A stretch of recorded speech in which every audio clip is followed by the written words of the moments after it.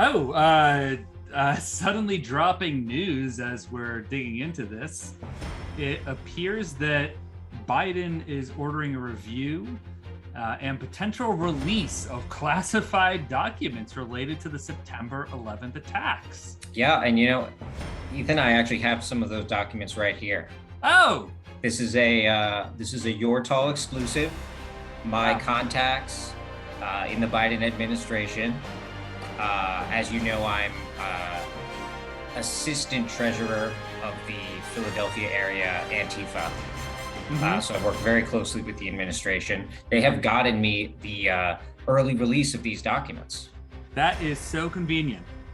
Yeah, and it says right here, inside this envelope, we're finally gonna find out who was behind this, and we're gonna unveil it right here on the pod. That is big news. All right, you ready? I don't know. And it was Nicolas Cage.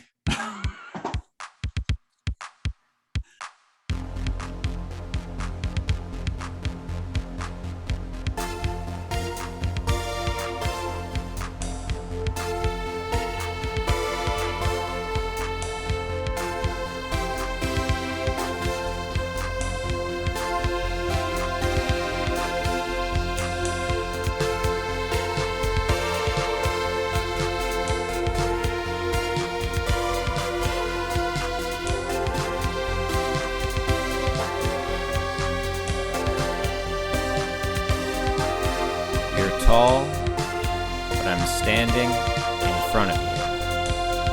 It's a podcast.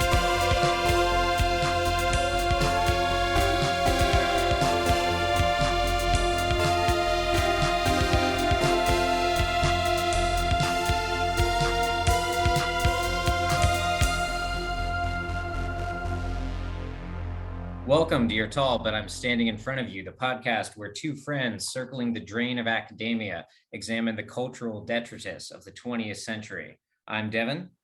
And I'm Ethan. And here we are. It is the first episode of our 4-part series. Sure isn't. Sure isn't. It's the second. We've done one of these. It came out a week ago. Absolutely, you're right. Here we are on September 10th. This is live. There's no going back. It's just, for me, it's like each pod is a chance for a new beginning. But no, you're right. We are actually in part 2 of our 4-part series on the cinematic, cultural shadow, legacy, aftershocks of 9/11. In this, the day before the 20th anniversary. And last week we talked about Spider-Man, but this week we talked about a film that's very different in a number of ways, and obviously much closer to the subject matter at hand. Ethan, what did we watch? Oh, we watched Oliver Stone's World Trade Center, which seemed, if you're going to do a month that explores how the cinematic landscape was impacted by the events of 9/11, I guess it makes sense to choose the film that is titled World Trade Center. You would have thought so. Yeah, we committed in that preview episode to do this film, and there is no exit strategy. So here we are. And I want to say, we are obviously, we're not just coming at this film, we're coming at this entire history of 9/11, from the left, I think it's fair to say, in a way that wants to be very critical of the United States in a number of ways. We also want to be respectful of the actual lives that were lost. And that is very hard to do when you have whatever this film was doing in regards to those lives. I love how you were role-playing the mirror universe Oliver Stone in this situation, because, of course, he did literally none of that in this film, strangely. Yeah. And there's a lot to dig in here, but I hope incredibly briefly, let's get through the plot first, Ethan. Well, so we open up, on the morning of September 11th, which we are literally told in like a title card at some point with like a shot of the city. And something my partner pointed out while we were watching this is the characters, obviously, in this film do not know it's 9/11 because it has not yet happened. But the music does know. And they asked me, why does the music know it's 9/11? Right. But we are given these sort of like morning rituals of these police officers as they head off to the job with this, this melancholic score, and like everything they're doing has this great immensity, right? Because I mean, we're in the theater seeing the film World Trade Center, right? Right. And because it was an inside job, the music sort of knew it was coming. So we're at this situation where in this case, it's the Port Authority police make their commute from outside of New York City into their job in New York City. Mm-hmm. And we have there's a few, but we have two main cops we're seeing who are Nicolas Cage and Michael Pena, respectively. Right, as John McLaughlin and Will Himeo. So they go to work. 9/11 happens. We get some kind of like this brief moment of sort of like what is the job like, right? Like Nick Cage delivers the like morning speech to the crew that includes Michael Pena. Michael Pena then like gets to like the important tasks of policing, which seem to involve like chasing off a homeless person. That's like day one, but done in a very like jovial way. Like, you know me, like we do this every day. And then he's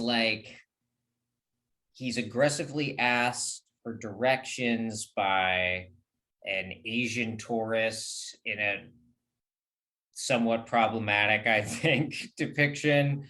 And then it's like he's considering racially profiling a couple of black men for like the film is implying dealing drugs or something. They're doing the drugs. And he's like thinking of doing that. Yeah. Just the normal police things. Yeah. Well, and it's part of like, because they're establishing these are like the Port Authority cops, right? So there's like, I don't know but like this isn't NYPD exactly, right? It's like right. They're like the somewhat less serious cops, maybe. They're sort of managing this area. Yeah. I'm not sure if that's accurate. I don't understand, why do they need their own police department? I guess you need when ships are coming in. Because different jurisdictions are involved. Maybe you need like a special. We could look this up, but and something we should be clear: Ethan and I are both native Pennsylvanians. We do not understand New York, so we don't know where things are. We've never been able to buy beef jerky or Diet Dr. Pepper cream soda after 9 p.m. We have to drive 45 minutes to do so. Someone tried to explain the concept of a bodega to me. I don't know what that is. I don't understand it. And it's just entirely outside of my understanding of what this very violently offensive foreign word what it means. So that's beyond my understanding as a simple bumpkin out of central Pennsylvania. Yeah. But so anyway, he's about to engage in some racial profiling, and then 9/11 happens. It has this weird, and it's weird because that opening scene is very almost like a comedy in terms of its tone. It's like it never gets that serious, but he's like these kind of fucked up things he's doing as part of his day job are kind of like it's like a sitcom or something. Another day at work kind of thing. But it isn't having him do anything like good.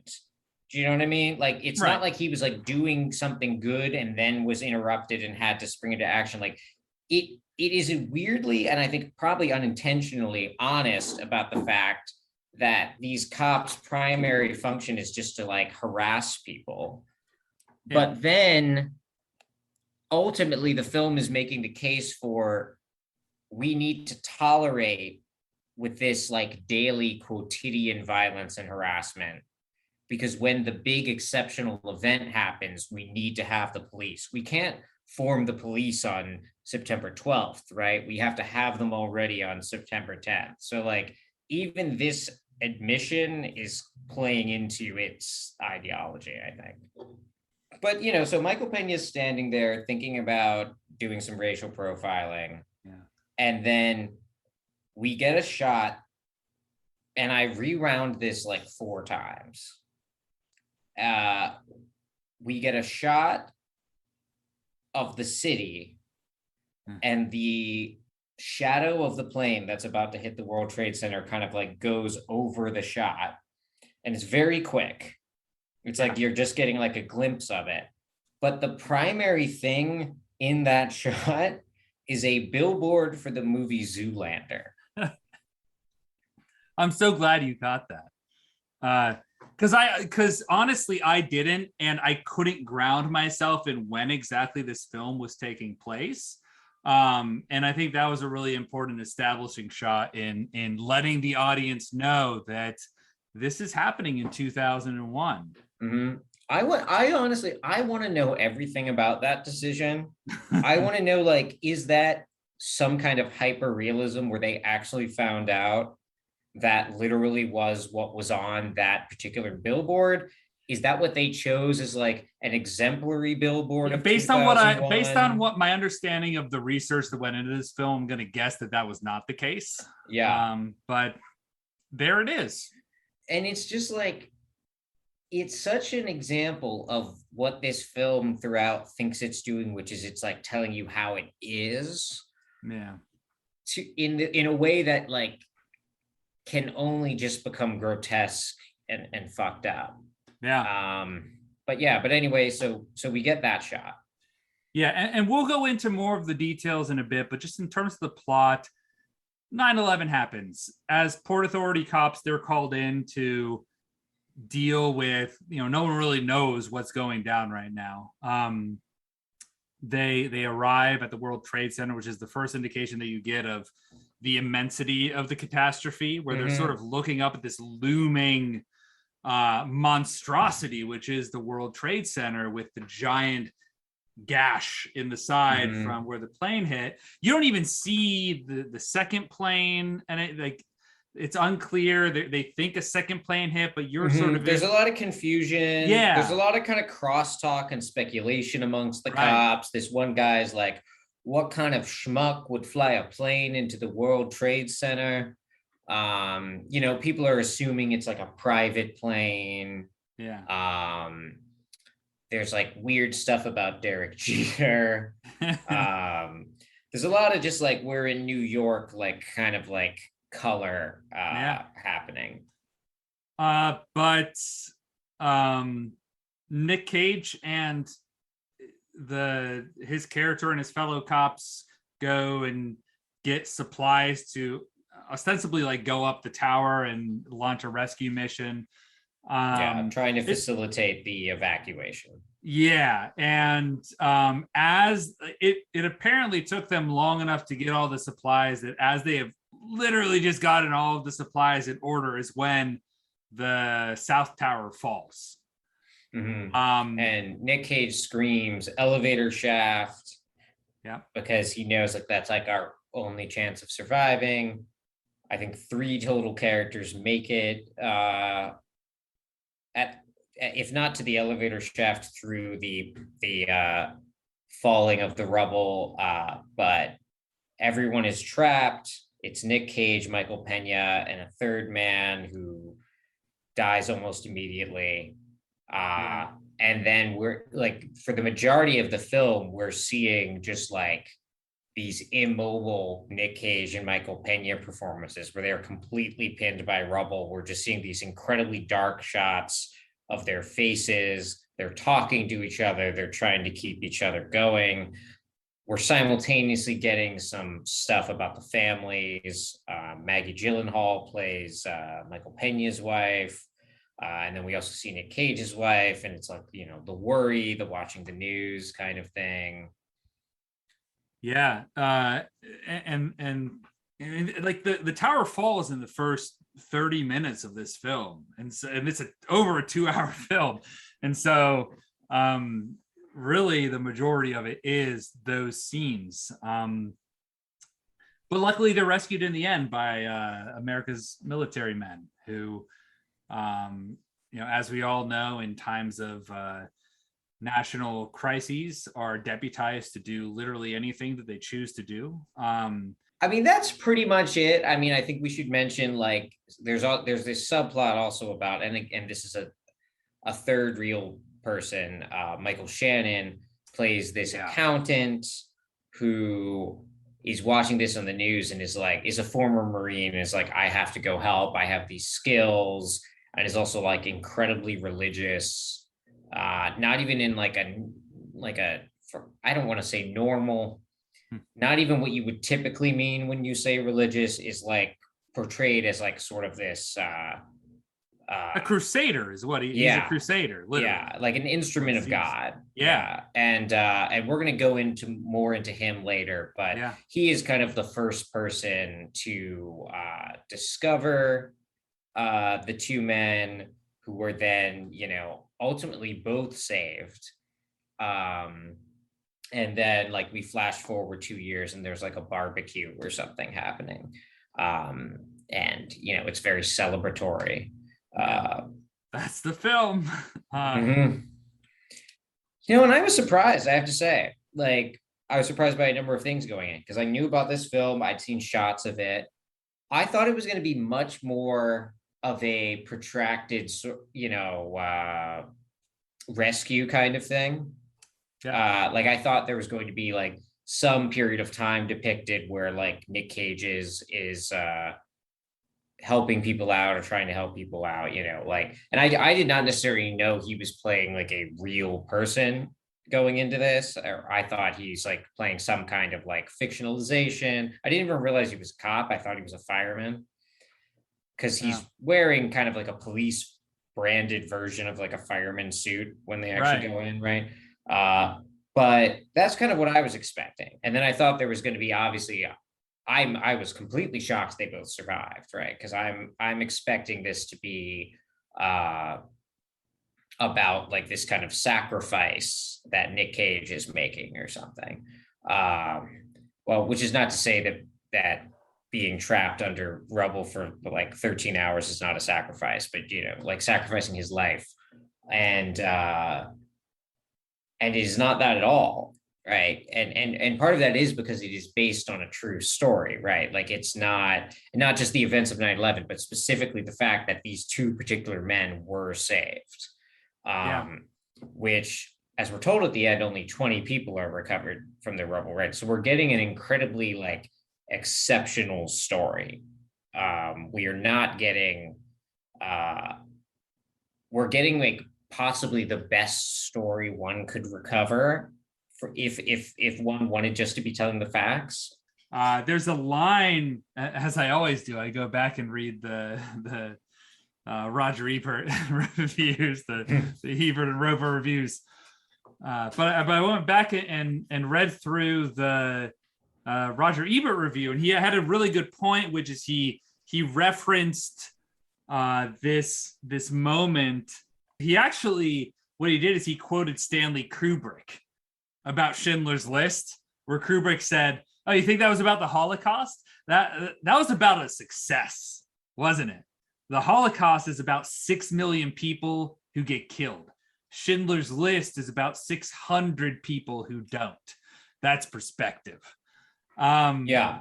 And I mean, when we're yeah. talking about 9/11 too, we're not even just talking about the events of that particular day, right? We're talking about the decades of violence, particularly violence in the Middle East, that led up to that event. We're talking about the decades of violence since, right? Which, in terms of scale, dwarf the events of the particular day, right? Which is not to necessarily say a given film has to take on the totality of that scale, though I would certainly recommend it. But it's an apologist perspective of that scale, though. It directly avoids confrontation with contending with that reality. Yeah, like even like to a much more extreme degree than I was expecting. Because I was assuming the film was going to be confined to the events of 9/11 the day, which is already a fantasy of a degree, right? But it is like even restricting, like as you say, like the main characters are literally underground most of the film. We aren't seeing what's happening above ground hardly at all, except filtered through the families. We get a couple shots of some TV cameras, or not TV screens. We get that shot of the wall with the missing people, as you said. We get this conversation with Nick Cage's wife at the end with a Black woman who is the mother of a elevator operator. And in that, the film is almost kind of like telling on itself, where it's like, yeah, no, there were these people that actually died, and most of them like weren't working for the state or any, like were just trying to get by. The mother, like she is portrayed by Viola Davis, incredibly talented actress, and one like a bit part where literally her character's name is Mother in Hospital, like nameless. It's just nameless. Let alone like hug the person they have, right? This restorative hug, and it's like all this like white guilt of the white wife of the surviving husband is sort of being put on scale, on screen almost. But like, it's like the film is kind of like telling on itself a bit of these moments, though. These brief moments of showing us the rest of the world. Also, there's this really weird scene that's like a montage of just people around the world watching it, and a lot of people of like Middle Eastern descent, in the places aren't named, but in like various locations, like watching this on the news. That has this, I don't know what they're trying to do with that, but it feels wrong. But that's all to say, like this film wants to like cover its eyes from a lot of this stuff. Like it is literally like most of the screen is black most of the film, which is almost kind of interesting from like like experimenting with narrative constriction perspective. But like in this case, it serves an incredibly ideological function. Yeah, which is to me very interesting, because this is an Oliver Stone film. When you're going into it and you're hearing, oh, this is a film about 9/11 directed by Oliver Stone. I think there are some assumptions that you make about the sort of story that it wants to tell that I was kind of astounded by the lack of that aspect on this film. Yeah, it's incredibly weird that this is directed by Oliver Stone. This is a film you watch, and it's not that surprising of a film. It's bad in fairly predictable ways, but you're expecting it to be one of those films that then you look up or you see the credits, and it's directed by just some guy, like some name you haven't heard of, right? And in some ways, this film, like aesthetically, is almost the like precise opposite of a movie like JFK. And I don't even just mean that in terms of any kind of political orientation, because Oliver Stone is a very strange, I think, figure in terms of I don't think he cleanly falls into these categories, but also aesthetically, right? Like When I think of JFK, the scene I think of more than any is the Donald Sutherland scene, where and so JFK is a film about like the investigation of the JFK assassination after the fact, right? So they're a very important difference, right? This is something that's happening in the wake, it's not the initial investigation, it's like a re-investigation years later. And Donald Sutherland is like this, kind of like source for the main character, who is giving him this manic speech, basically, about all the intricate interconnections of the conspiracy behind JFK that's being posited. It's delivered very rapidly. It's incredibly information dense, right?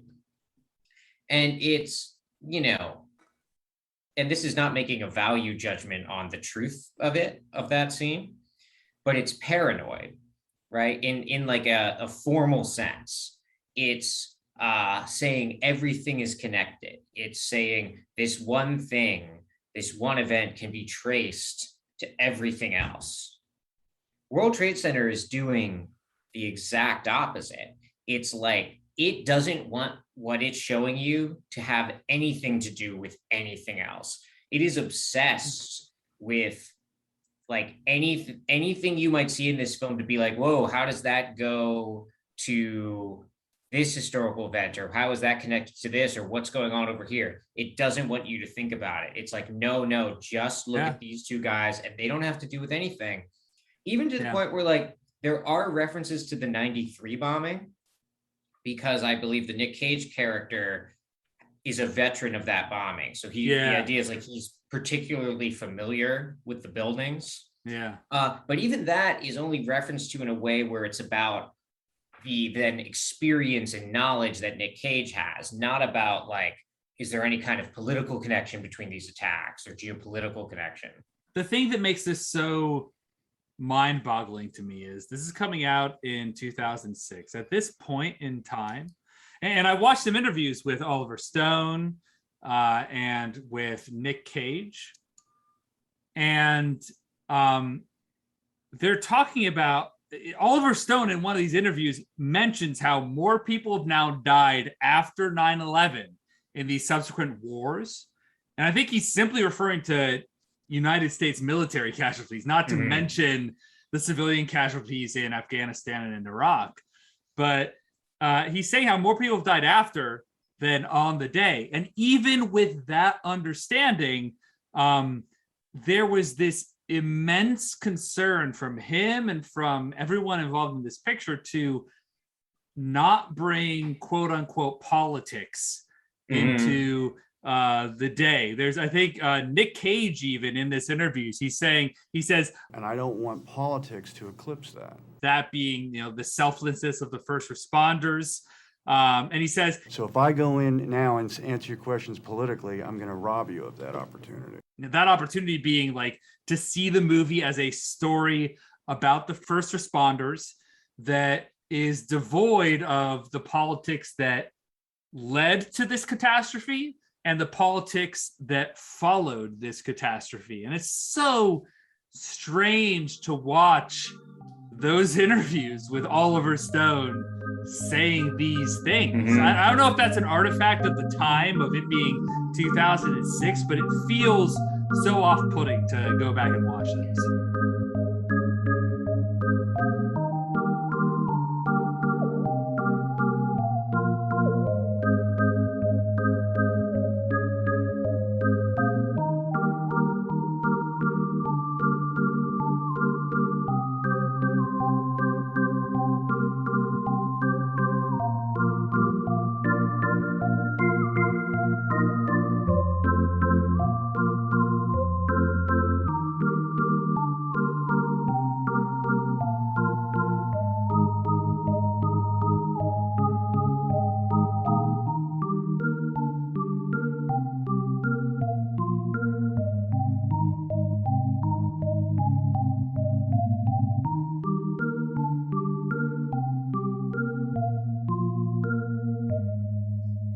think that's a good segue into a specific aspect of this film that is quite odd. One of the most interesting aspects of this film is the Michael Shannon character. Yeah. We mentioned he's the accountant who played, Michael Shannon, who has a history of playing religious characters and sometimes fanatically religious characters, right? He plays the prohibition cop in Boardwalk Empire, who is like, at least starts as hyper abstaining and very religious. He plays the protagonist in Take Shelter, in which he sort of is this modern day prophet forecasting an apocalypse that no one takes seriously. Yeah. But yeah, so he's this accountant who, basically like is watching the attacks on the television and talks to he somehow a lot. It's really unclear to me how much time is passing, because I feel like it's like if he's going, he should kind of get there in a hurry. But it shows him like going to a church, and he confesses to his priest about how he has these skills. God has given him these skills as a former Marine, and he like feels he needs to go there. Then it shows him getting a haircut, which seems like very unnecessary. But he's getting like a military style buzz cut, and then he shows up at Ground Zero in his Marine outfit, and it's like unclear to me diegetically is he allowed to be there? It's like I'm guessing he's like under the idea is he's there under like false pretenses, and that's why he has to get the haircut, so he looks like a currently serving Marine. Yeah, I mean, he's not even a current Marine, but he decides to go to Ground Zero. He literally leaves his current job, takes a brief, sidetrack to get a haircut, and then goes, just like walks down into the World Trade Center site. The police sort of let it. I'm sure the police have plenty of other shit on their minds at this moment, but he's like, I'm a Marine, and they sort of let him through, and he just decides to wander off into the rubble and ends up with another character, but the two of them end up finding them, right? And it's such a, Michael Shannon is a very good actor, and I think, like we've said, is known for playing religious characters. It's just known for playing like, I think, very like kind of interesting characters, very kind of like strange, stoic kind of characters. Yeah. And his performance as this guy is like incredibly robotic, but like also with this prophetic sort of like, he speaks in like practical, like biblical poetry. Yeah. Right. He says when he first arrives there to, I think, just like one of the cops he's passing by when he's like looking at Ground Zero at the wreckage. It's like God made a curtain with the smoke, shielding us from what we're not yet ready to see. And this is delivered with like immensity. And then like after he walks away, the cop is kind of just like, all right, no big. In like the thick New York accent. So we have these two very clashing tones. Yeah, but it almost sets him up to be like the hand of God that is now responding to this moment, that is not necessarily acting or speaking in a way that relates to the people who have lived through the experience, but is acting through divine providence and going off there to fulfill his mission from God. It's very disturbing. Yeah. And I mean, and this guy is based on a real person, we should say, but is also the person who is of the main named characters that are based on real people, the one who was least cooperative with the film. Yeah. Because he was unhappy with Oliver Stone's comments about George W. Bush. Yeah. Stone obviously goes on to make W, the kind of like biopic of George W. Bush starring Josh Brolin, right? So this character was not cooperative, or I'm sorry, this person was not cooperative about this character. I almost feel like that's why he becomes the most interesting character in the film, because he's less fettered by trying to be a real depiction of a real person in heightened accuracy. And so without without the real Dave Carnes's perspective on his actions, the film is able to imagine him as this almost supernatural hand of God, as you're saying,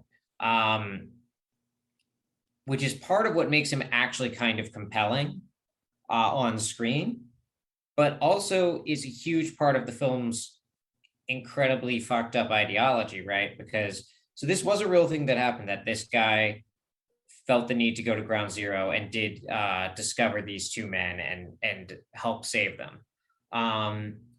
But with the religious theme that is brought in via Michael Shannon's character in the film of this real event, the way he becomes this avatar for God within the film, we're kind of like pushed to think of all of this as predestined, which we're also not supposed to think about too hard, because then that would mean that also like 9/11 is predestined, all of the deaths are predestined, all the deaths to come are predestined, but all of that bloodshed is salvaged by this act of sacrifice leading to salvation for the protagonists.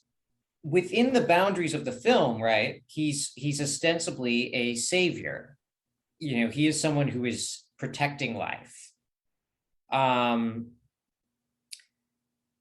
that this savior comes in the body of a Marine in the uniform of the US military, right? And so like the right and left hands of God are basically joined in this figure, like the handshake from Predator, right? And, you know, in the real world, what does this man go on to do? He serves multiple tours in Iraq. He leaves his accounting job, and he did it. He avenged 9/11 by serving two tours in Iraq. That's weird. Like an even less necessary war somehow.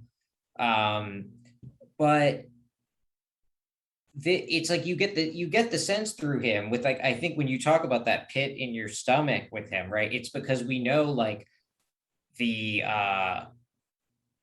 mission is not going to stop with rescuing these men, right? Like that kind of sureness of purpose, combined with like capacity for death dealing, is going to continue. Yeah. And so you can break down this veneer of realism across every level of this film. So even when you think of the direct aspects of how are we portraying this event and these people, you have this other Marine that's assisting Michael Shannon's character, the Dave Carnes character. It's this Marine Sergeant Jason Thomas.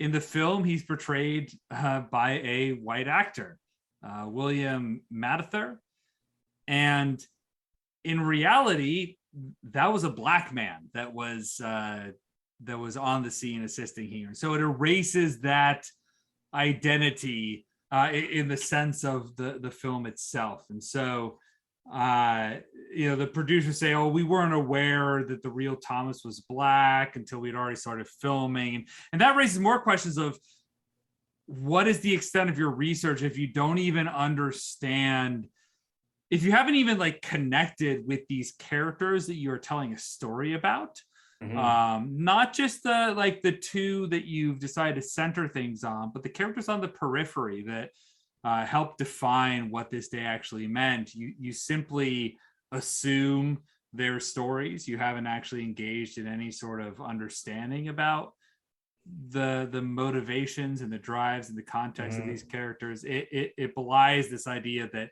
this is a realist film. Yeah, and it demonstrates how, like, you know, how thin any research done must have been at all, right? If such a basic oversight could be made of one of, like, there's not that many characters who are based on real people in this. It's like you know, like 5 or something, right? Like, and just I think exposes the degree to which realism for this film is a word of ideological defense, not any kind of actual aesthetic mission or any kind of like authentic genre being explored. It's anything you want to talk about isn't part of realism, and anything I want to talk about is. Yeah, but speaking about totally real characters, we have a cameo by Jesus in this film. Well, this is like certainly the most like fantastical image we get in the film. I don't. What do you mean? I don't understand. What do you mean by that? Well, so we get and it's ultimately sort of explained as like this is what like Michael Pena is seeing, right? But when we first cut to it, we haven't been given like the visual clues to think we're seeing someone's vision. It just kind of cuts to this bright, distorted shot.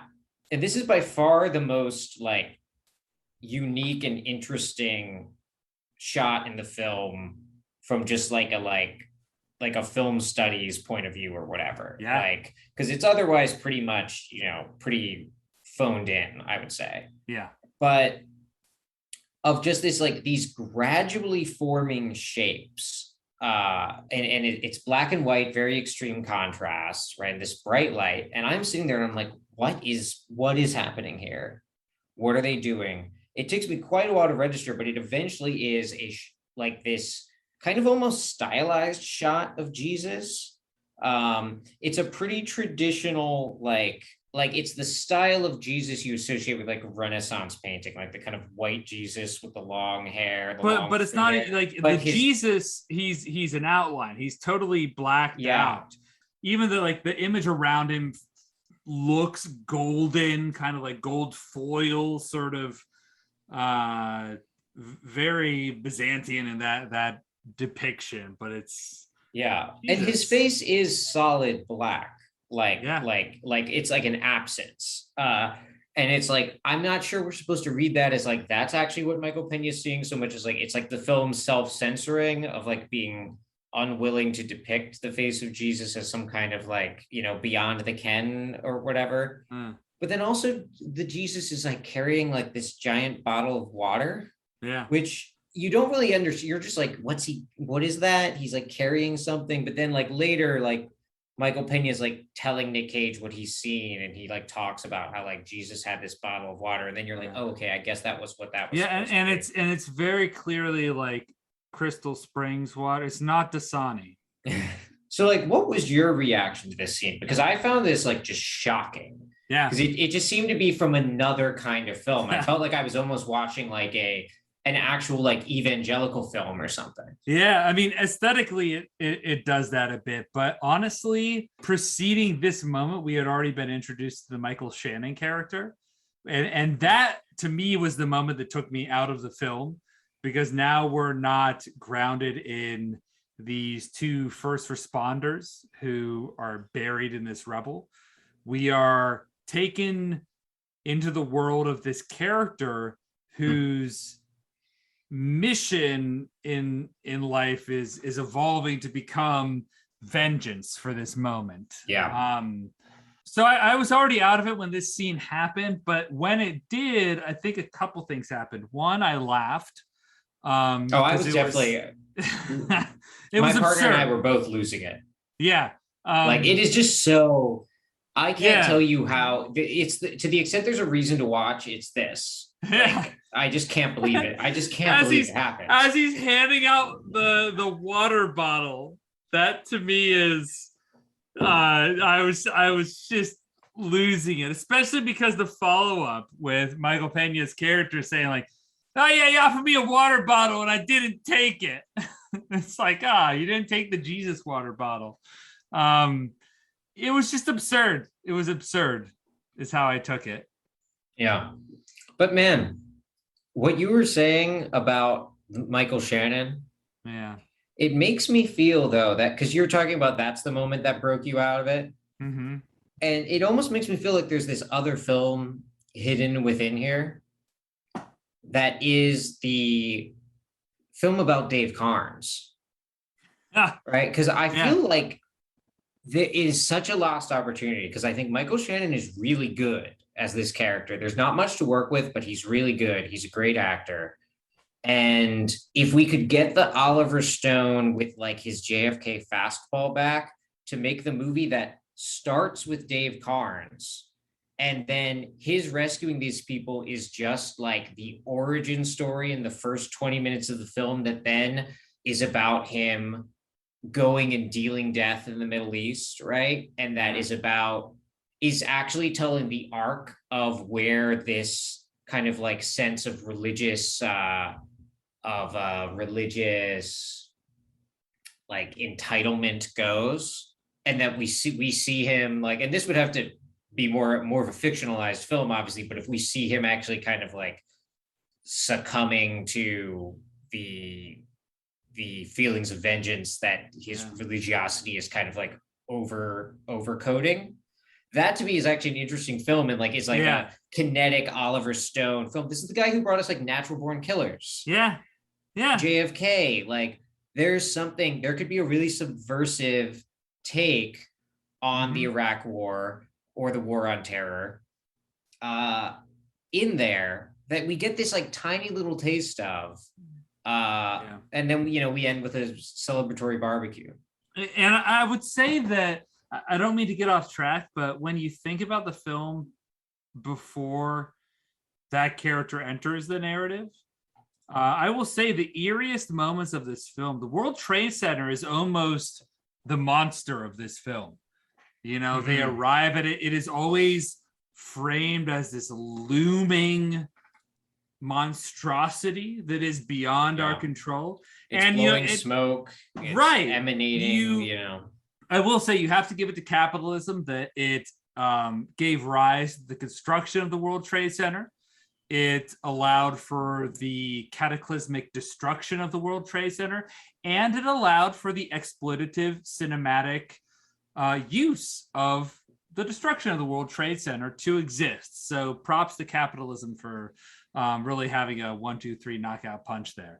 But it is really presented as this terrifying, looming element in the film. I love that reading though, because that's the idea of I think it's totally true, this monstrous depiction of the World Trade Center in the film that's called World Trade Center, right? Like that's the title of the film. It's not called 9/11, right? Even it's about the building in a sense, right? That is like the instrument that most directly kills these men or traps them, is the building physically falling down on them, right? And then and that it depicting the reality of these men's experiences almost requires it to depict it in that way, right? But and we can say, well, that's like a reflection of like the horror of the attacks or whatever, but it becomes instantiated in the building there. Michael Shannon in this film is sort of he's the force through which those towers are going to be remade as symbols of freedom, right? But 2 years before 9/11, right, we have the anti-WTO protests in Seattle, right? This is the World Trade Organization, right? Like this was not the Freedom Tower, right? This was the World Trade Center. This was a symbol of capitalism, of global capital, right? And again, definitely not saying the film's intending this, but I think you're rightly pointing out the way like only capital could have made something this monstrous. Like it dwarfs the products of any like Ozymandias, in its I don't know, just sheer like immensity and horror, right? And the film almost can't not depict that. Like through its attempt to do this like saccharine realism, it almost like accidentally slips in the reality of, the true horror is that those buildings are there in the first place, and what allows those buildings to exist. Which then, all the characters get entangled in ways they can't possibly understand. So they have to understand them through religion, through simplistic ideas of freedom and patriotism, because the actual movements of capital, the actual movements of empire are outside their frame of experience. And it's fascinating because it's a real moment of horror when you hear the tower collapsing. There is a moment that follows it. I think it's really when Nick Cage, it might have been Michael Pena's character, when he's taken out, the towers have fallen. He said, "Oh, where are they?" They're gone. But they do the pan out. I think it was actually like right in the middle of the film. They do the pan out of the debris to show you that it's this scene of utter calamity. The towers have fallen. There is nothing left. It is absolute debris and wreckage.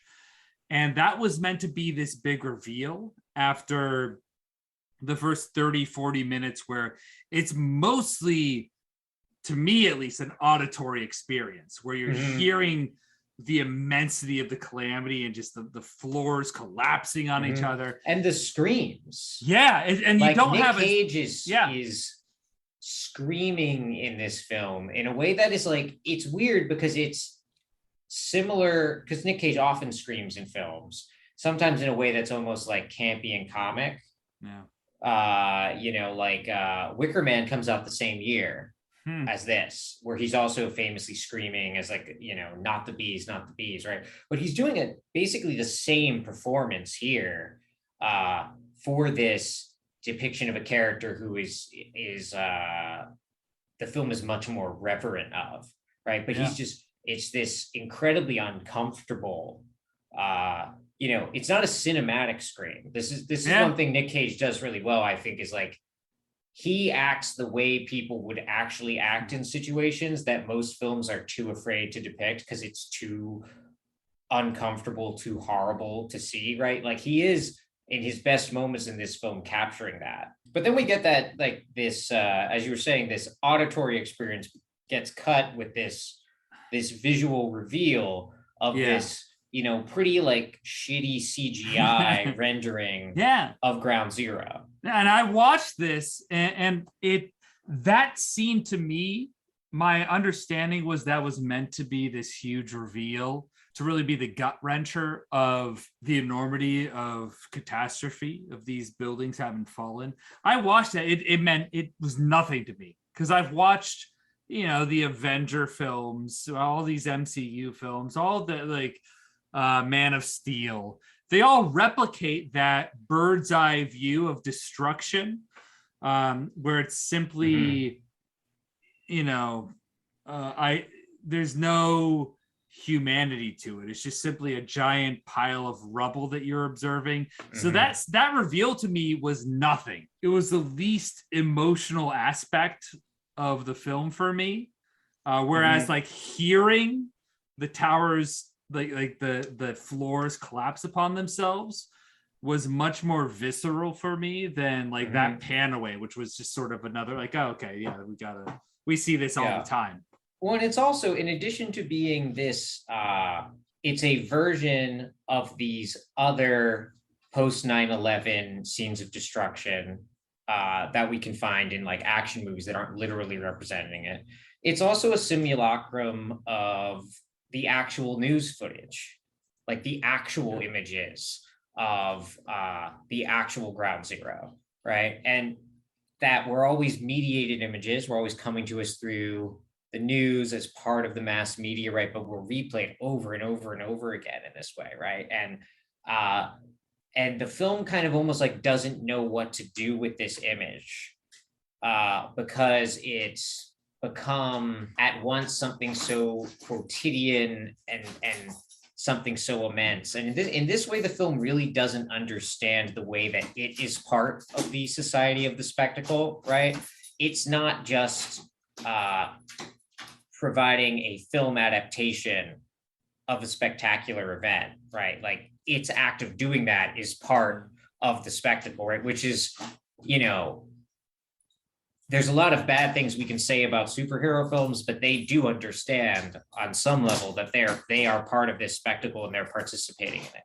And I want to emphasize that your dog is clearly excited about this element of the film, because My dog is humping his own bed, and I want him to stop. And yet, but last week we did Spider-Man. Yeah.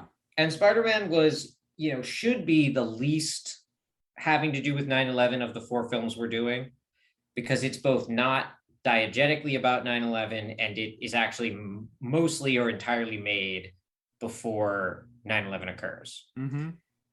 But I want to say, as we approach the end of this podcast, that Spider-Man has a lot more to do with 9/11 than this movie does.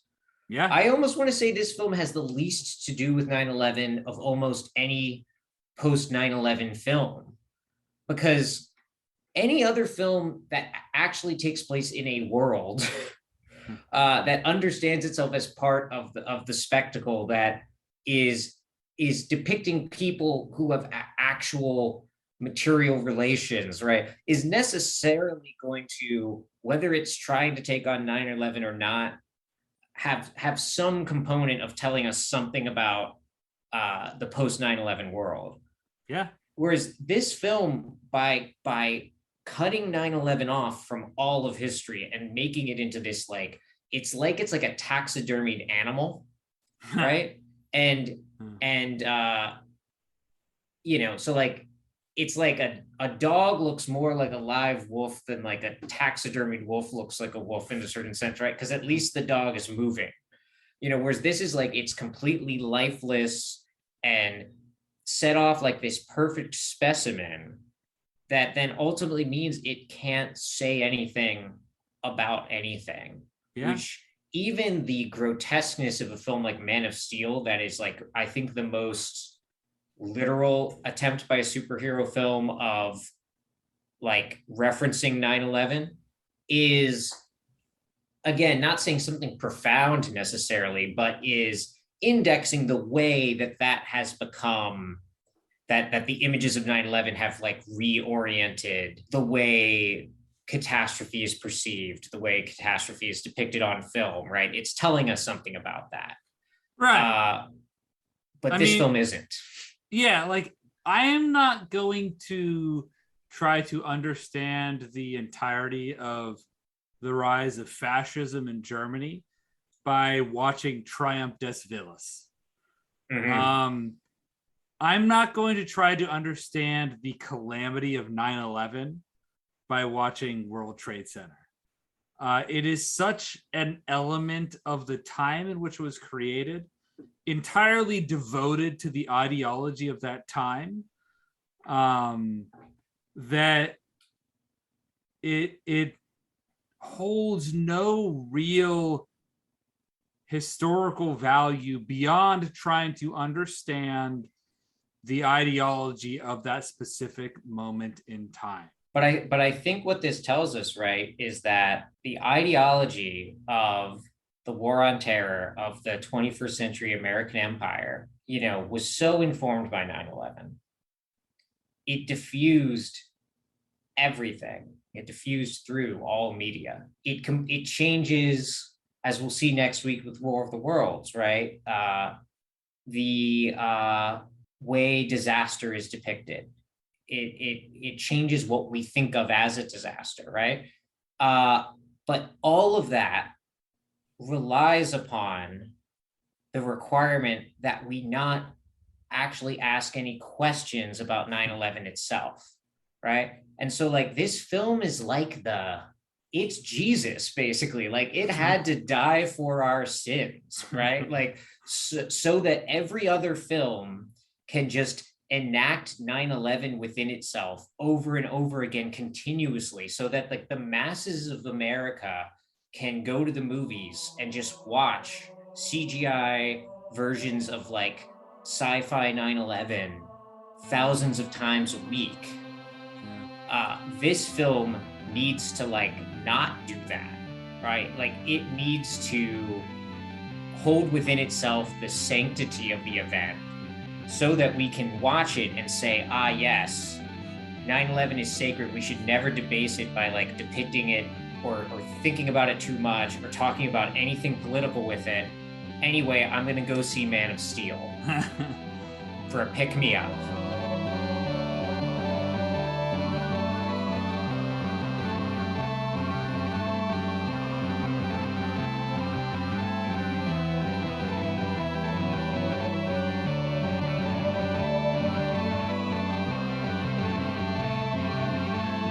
Thank you for listening to You're Tall, But I'm Standing in Front of You. Please find us on Spotify, Apple Podcasts, or the podcast app of your choice, and do give us a 5-star rating. You can follow us on Twitter at YourTallPod, follow Ethan at Mathisipi, or follow me at Stale Cooper. If you have thoughts about what you'd like us to watch next, DM us on Twitter or email us at yourtallpod@gmail.com.